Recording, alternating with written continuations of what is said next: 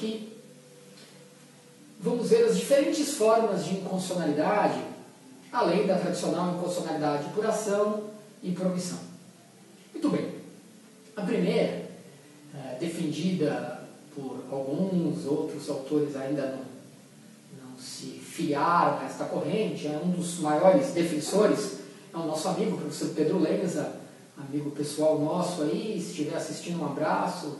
O professor Pedro Lenza, no livro dele, ele defende lá a inconstitucionalidade por quebra de decoro.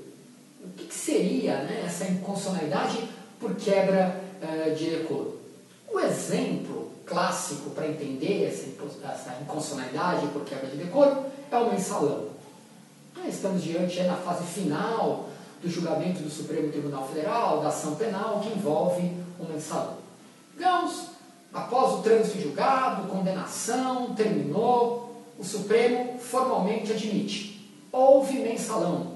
E o que foi o mensalão, basicamente?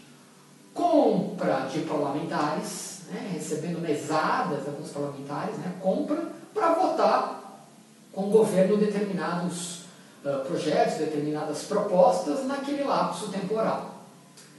Pois bem, o tempo que em tese existiu o mensalão, foi aprovado no Congresso Nacional a proposta de emenda constitucional da reforma da Previdência, que culminou com a emenda constitucional 41. A reforma da Previdência, principalmente no tocante aos servidores públicos, a emenda constitucional 41, que trouxe aí certos prejuízos aos servidores, a taxação de servidores públicos inativos, né, a necessidade de cobrança previdenciária dos inativos, que passem do teto da Previdência, os seus proventos, foi aprovada no meio daquele tempo, naquele lapso, naquele interregno de tempo, que em tese existiu um mensalão. E a ideia aqui é, ora, se houve compra de voto, há um vício ideológico na aprovação desse projeto.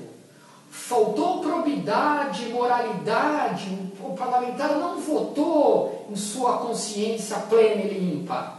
Ele foi comprado. Então a aprovação estaria viciada por quebra do decoro parlamentar. Inclusive o Supremo Tribunal Federal, ao julgar a ação penal, alguns ministros timidamente tocaram nesse assunto. Olha, no futuro nós vamos nos deparar com ações discutindo exatamente essa questão. Ora, se houve mensalão para compra de voto de parlamentar para votar determinados projetos, como é que fica a constitucionalidade desses projetos? Com a palavra, no futuro, o Supremo Tribunal Federal. Outro ponto importante para você entender é que quando o Supremo declara uma norma inconstitucional, essa declaração de inconstitucionalidade pode ser com redução do texto ou sem redução do texto. Está no seu slide, declaração de inconstitucionalidade com e sem redução do texto. O que é mais conhecido, certamente, mesmo quem ainda não se formou em direito, ou é leigo mesmo, nunca estudou o direito constitucional propriamente dito, entende que a declaração de inconstitucionalidade com redução do texto é aquela que, se o Supremo declarou um determinado artigo de uma lei ou uma lei inconstitucional, esse artigo ou essa lei vai desaparecer do sistema jurídico. Perfeito. Declaração de inconstitucionalidade com redução do texto. Exemplo. O Supremo declarou inconstitucional o artigo 1º de uma lei. A partir dessa decisão, da publicação dessa decisão, quando eu abrir essa lei, eu vou começar a lê-la a partir do artigo 2º. Uma vez que o artigo 1º foi declarado inconstitucional, e o efeito é o desaparecimento total desse artigo 1º do sistema jurídico, do ordenamento jurídico, por ser conflitante com o texto constitucional. Mas, às vezes, o Supremo declara a inconstitucionalidade de uma norma sem redução do texto. Não se tira uma vírgula, uma letra, uma palavra da norma declarada inconstitucional. Ela continua intacta. E por isso a declaração de inconstitucionalidade, nesse caso, é sem redução do texto. Muitos autores dão como exemplo, é discutível, mas muitos autores dão como exemplo, a interpretação conforme a Constituição. Nós sabemos que um determinado artigo de uma determinada norma pode ter diversas interpretações. Dentre as várias interpretações que uma dada norma pode ter, o Supremo pode apontar a melhor interpretação, a interpretação que se adequa, que se compatibiliza melhor com a Constituição. Então, a declaração de inconstitucionalidade sem redução do texto, o exemplo aqui é a interpretação conforme a Constituição. Ou seja, dentre as várias interpretações, qual é a melhor que se adequa, que se compatibiliza com a Constituição? Declarando inconstitucional não a norma, mas as interpretações, as outras interpretações da norma.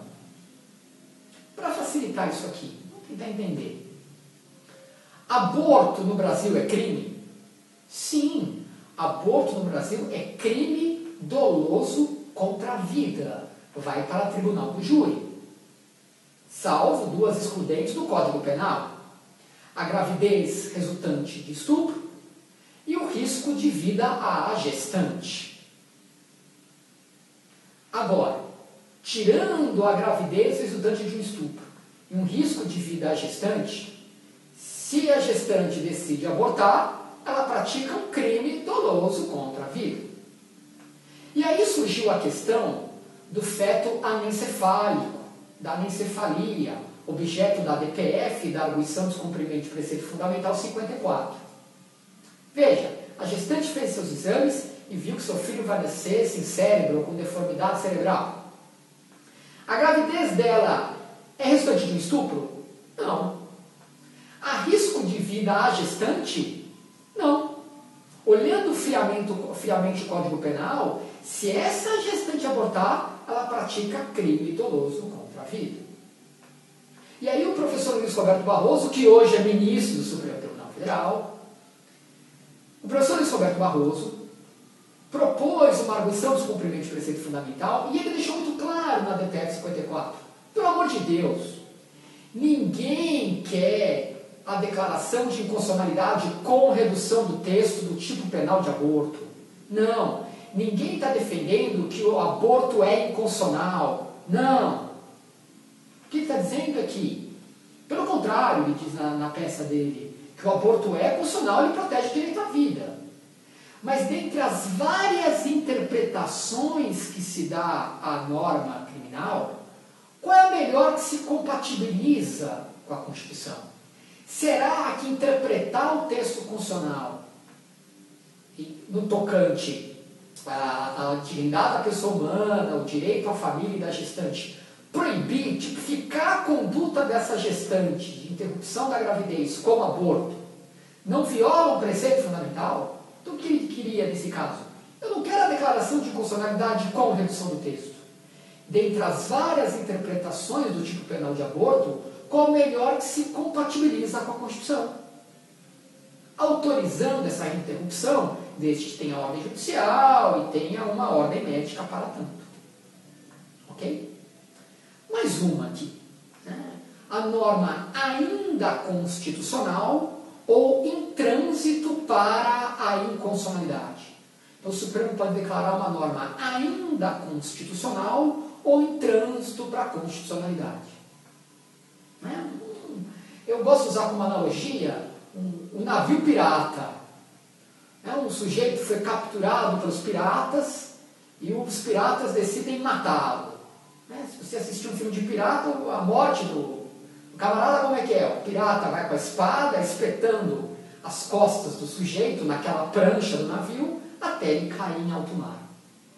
Então, a norma ainda constitucional ou em trânsito para a inconstitucionalidade é justamente aquela que está caminhando na prancha do navio. Ela ainda está viva, mas ela caminha para a sua inconstitucionalidade. Um exemplo é a norma lá processual penal da ação civil ex delite. que dá titularidade para o MP entrar com essa ação, enquanto a Constituição, a interpretação, é que essa competência é da Defensoria Pública. E o Supremo disse, enquanto nós não tivermos uma Defensoria Pública eficaz em todo o território nacional, essa competência continua ao Ministério Público.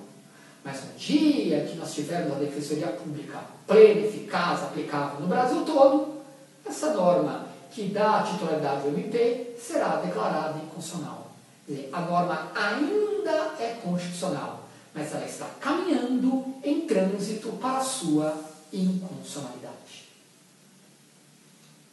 Mais uma forma aqui que a gente vai tratar é a chamada inconstitucionalidade por atração ou inconstitucionalidade por arrastamento, muito cobrada em concursos públicos e também na Ordem dos Advogados do Brasil, no exame da ordem, tanto em primeira como em segunda fase. Notem, o Supremo, quando julga uma ação direta de inconstitucionalidade, ele não está atrelado à causa de pedir. O que eu quero dizer com isso? Digamos que foi proposta uma ação direta de inconstitucionalidade para declarar inconstitucional um artigo de uma lei que viola, sob o argumento que ela viola o artigo 4º da Constituição. O Supremo pode dizer, olha, não viola o artigo 4º, mas viola o artigo 6º. Então essa norma é inconstitucional. Logo, o Supremo não está vinculado à causa de pedir, mas, como regra, está vinculado ao pedido. Então, se o pedido é a declaração de inconstitucionalidade do artigo 1º da lei, em tese, no primeiro momento, a gente diria, o Supremo não pode declarar inconstitucional outros artigos, somente o artigo 1º. A não ser que outros artigos sejam interdependentes do artigo 1º. Veja, o pedido é a declaração de inconstitucionalidade de um artigo só, artigo 1º. Mas, por exemplo, se o artigo 4º, para ser executado, depender do artigo 1º, o Supremo pode arrastar a inconstitucionalidade e também declarar inconstitucional o artigo 4º, interdependente do 1º. Olha o nosso slide. Em relação ao pedido, este, a princípio, é limitado ao que foi questionado na ação. O Supremo, no entanto, admite em caráter excepcional que dispositivos legais não impugnados na ação sejam declarados inconstitucionais, mas somente se forem dependentes daqueles dispositivos. É dizer, nos casos em que a inconstitucionalidade do dispositivo impugnado implica necessariamente a inconstitucionalidade de outro não impugnado. A esse fenômeno dá-se o nome de inconstitucionalidade por arrastamento, atração ou inconstitucionalidade consequente. Eu vou dar um exemplo que está no nosso livro de prática. Aqui, esse livro, né, o Vademecum Prática OAB, na minha autoria, como caiu isso numa segunda fase da OAB, na segunda fase da OAB. Vejam, senhores. O Supremo Tribunal Federal, questão escrita, o Supremo Tribunal Federal pode julgar uma ação direta de inconstitucionalidade procedente em relação também a outro dispositivo da lei, mesmo que não tenha esse dispositivo sido objeto da ADI. O Supremo pode declarar inconstitucional um outro artigo que não está no pedido da ADI? Resposta, sim, desde que interdependente daquele artigo da ação. É a chamada inconstitucionalidade por arrastamento, por atração ou consequente. Caiu na prova lá 2010, a segunda prova de 2010. E também caiu a mesma questão, a mesmíssima questão também na segunda fase, tá, no 5º exame unificado, na segunda fase da OAB. Olha lá, ao julgar uma ADI, pode o Supremo declarar inconstitucional outros dispositivos da lei, além daquele pedido? Sim, desde que haja interdependência entre esses artigos, inconstitucionalidade por atração, consequente ou por arrastamento. Então aí, as principais formas de inconstitucionalidade. Nós voltaremos com outras dicas para auxiliar no seu estudo e principalmente no seu exercício da cidadania. Quem entende constitucional, entende de cidadania. Um abraço a vocês! Até a próxima!